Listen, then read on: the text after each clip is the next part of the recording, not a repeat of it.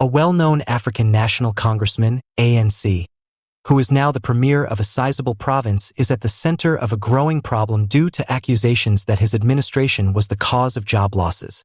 Please kindly subscribe to our YouTube channel, turn on the notification bell so as to get all our updates. The premier, whose name has not yet been revealed, is accused of having taken decisions that led to the termination of hundreds of public servants, particularly in critical sectors like health and education. Reports from persons with links in the province government indicate that the premier was directly involved in the implementation of initiatives at restructuring and budget cuts, both of which many feel were badly handled. There have been several instances of job losses as a consequence of these changes, affecting both contract and permanent employees. Among these people were those employed in the medical and educational fields. A number of labor organizations and political pundits have voiced their dissatisfaction with the occurrence and asked that an investigation into the circumstances be launched right once. Sources with knowledge of the matter claim that the decision to fire employees was justified as a cost-cutting measure in light of the province's increasing financial difficulties. Opposition parties, however, argue that although high-profile officials, such as the premier, have faced no repercussions during this period, these measures disproportionately affect employees with lower salaries. Opponents note out that the province is now facing staffing shortages in critical areas, such hospitals, which is delaying the provision of services. Public opinion has responded negatively in the main, and protests have started in some places. The trade unions that represent the laid-off workers are demanding that the premier resign from his post and that the retrenchments be overturned. There is also growing pressure inside the African National Congress, ANC, as a number of factions within the party have voiced concerns about the scandal's potential political fallout. As the crisis worsens, everyone's attention is focused on the premier, who has, so far, denied any misconduct. The premier's office made a statement in which it said that the job losses were required and that they were a component of more significant adjustments meant to stabilize the province's finances.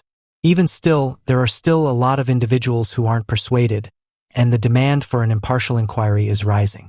Once more, the African National Congress, ANC, in KwaZulu-Natal, which suffered a devastating election defeat to former President Jacob Zuma's recently established Umkhonto weSizwe (MK) party, has initiated a calculated campaign to energize its fading chapters across the state.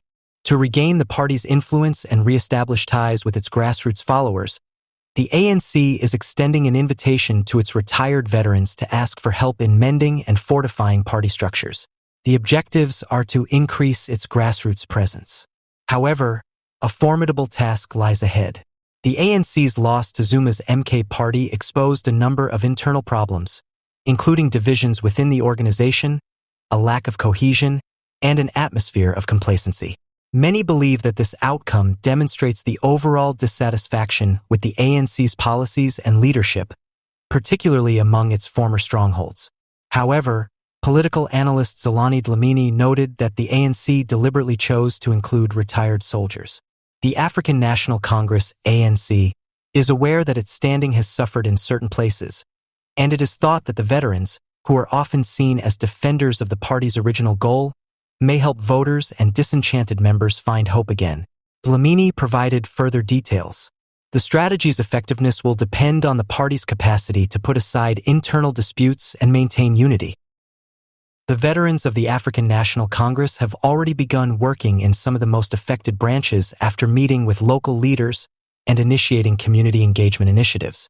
In a more accepting environment, regular members will be able to discuss their issues and aspirations with the aim of settling disputes and rebuilding trust.